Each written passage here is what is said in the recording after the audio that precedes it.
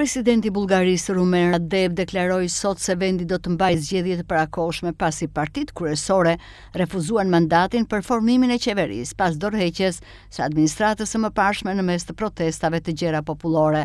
Të premten Radevi ofroi Aleancës për të Drejtat dhe Lirit mundësinë e fundit për të tentuar formimin e qeverisë, por ajo refuzoi kërkesën, duke u bërë e treta parti këtë javë që vepron në këtë mënyrë. Kjo hapi rrugën për zgjedhjet parakoshme të tetat brenda 4 viteve të fundit. Asnjëra nga partitë në fjalë nuk ka mjaftueshëm vende në një parlament të fragmentuar për të siguruar një shumicë të qëndrueshme, por shkojmë në zgjedhje, deklaroi Radev. Kështu me refuzimin dhe nga Aleanca për të Drejtat dhe Lirit të premten, Radev tani do duhet të emërojë një qeveri teknike dhe të caktojë datën e zgjedhjeve të parakoshme.